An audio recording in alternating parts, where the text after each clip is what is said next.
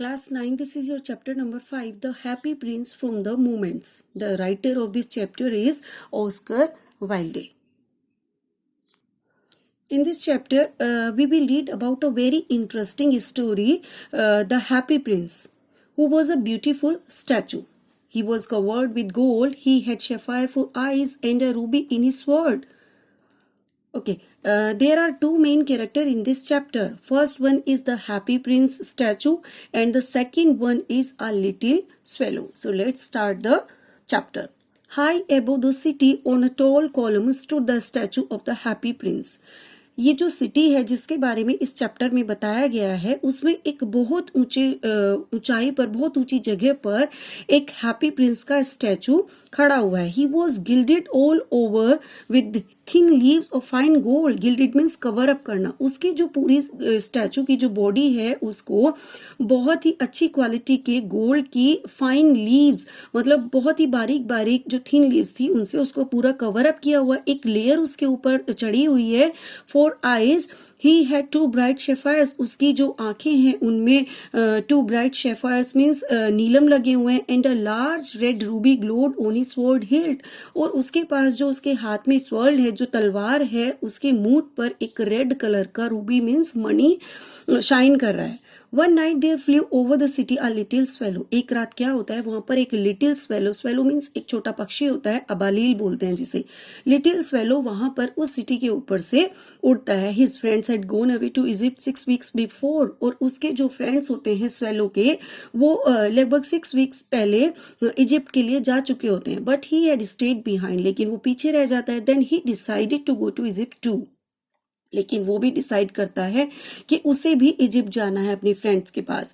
All day long ही flu. पूरा दिन वो उड़ता रहता है. And at night time he arrived at that city. और जैसे ही रात का टाइम होता है वो सिटी के ऊपर आ जाता है और सिटी में एंटर करता है. Where shall I put up he said. वो सिटी में एंटर करने के बाद कहता है कि मैं कहाँ बैठूं. I hope the town has made preparations. मुझे लगता है कि इस पूरे जो सिटी है इसमें प्रिपरेशन बनाया हुआ है कि यहाँ पर तो बैठने की जगह ही नहीं है. Then he saw the statue on the tall column. उसके बाद वो बहुत ऊंचाई पर जो स्टैचू खड़ा हुआ था उसको देखता है. I will put up there he cried. और वो कहता है कि मैं अपने वहां जाकर बैठ जाता हूँ. It's a fine position with plenty of fresh air. उसने कहा कि ये बहुत अच्छी पोजिशन होगी यहाँ पर मुझे फ्रेश हेयर भी मिलेगी. So he alighted just between the feet of the Happy Prince. इसलिए वो हैप्पी प्रिंस के जो फीट होते हैं उनके बीच में जो गैप था वहां पर जाकर बैठ जाता है. I have a golden bedroom he said softly to himself as he looked around. जैसे ही उसने अपने चारों तरफ देखा तो उसको ऐसा फील हुआ जैसे कि वो एक गोल्डन बेडरूम में आ गया. क्योंकि हैप्पी प्रिंस का जो स्टैचू था वो पूरा गोल्ड से कवर था. तो यहाँ पर जो लिटिल स्वेलो है उसको ऐसी फीलिंग आ रही थी जैसे वो एक गोल्डन बेडरूम में लेटा हुआ है. And he prepare to go to sleep. और उसे यहाँ पर सोना था इसलिए वो अपने सोने के लिए तैयारी करने लगा. But just as he was putting his head under his wings. जैसे ही उसने अपने सर को उसके पंखों में रखा सोने के लिए तैयारी कर रहा था वो तो a large drop of water fell on him. एक पानी की बहुत बड़ी सी बूंद उसके ऊपर आकर गिरती है. What a curious thing. वो सोचता है कि ये क्या है. ये क्या इतनी स्ट्रेंज थिंग है. He cried there is not a single cloud in the sky. वो स्काई की तरफ देखता है और कहता है यहाँ पर तो एक सिंगल क्लाउड भी नहीं है. The stars are quite clear and bright. जो स्टार्स है वो शाइनिंग कर रहे हैं, ब्राइट है. And yet it's raining. और फिर भी यहाँ पर बारिश हो रही है. Then another drop fell. उसके बाद एक दूसरी बूंद आकर उसके ऊपर गिरती है. What is the use of a statue if it can't keep the rain of.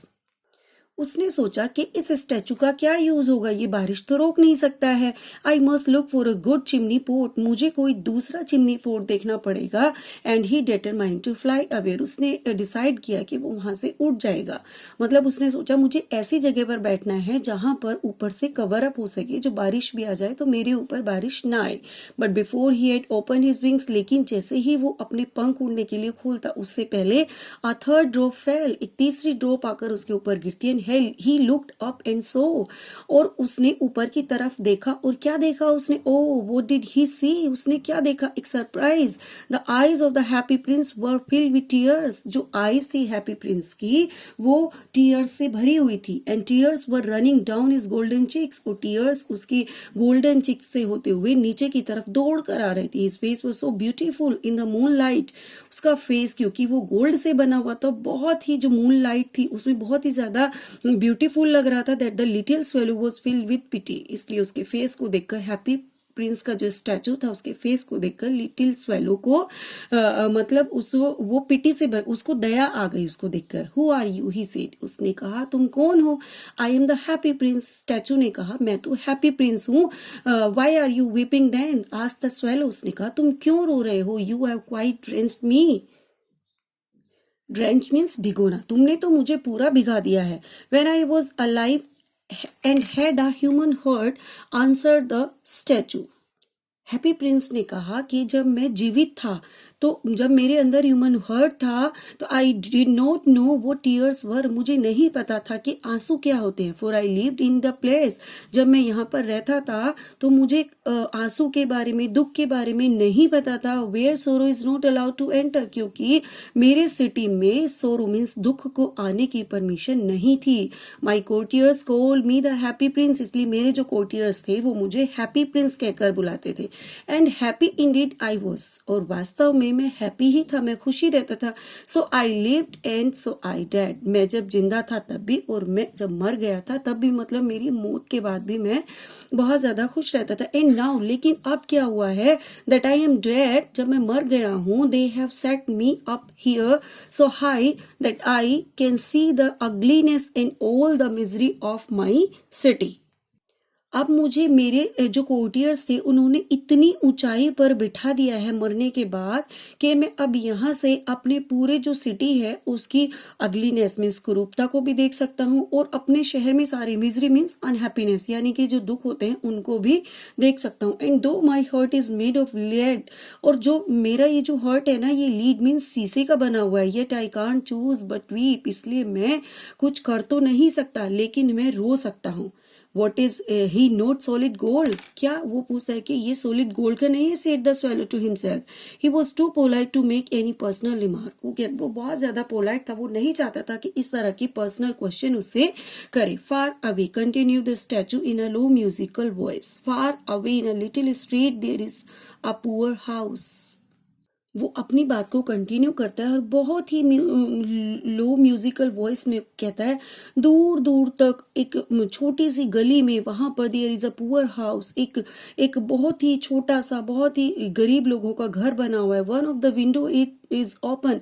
उसकी एक विंडो खुली हुई है. And through it I can see a woman seated at a table. और मैं यहाँ से देख सकता हूँ उस विंडो के थ्रू कि वहां पर एक वुमेन है, वो एक टेबल पर बैठी हुई है. Her face is thin and worn. उसका जो फेस है वो थिन है और वोर्न है यानी कि पतला है और बहुत ज्यादा दुखी. And she has course. और वो रो रही है, वो दुखी है. रेड हैंड्स, उसके हाथ लाल हो गए हैं. All pricked by the needle. और वो सुई से चुप चुप कर उसके जो हाथ है वो रेड हो गए हैं. For she is a steam stress. क्योंकि वो एक सीम स्ट्रेस यानी कि एक टेलर है. She is embroidering flowers on a satin gown.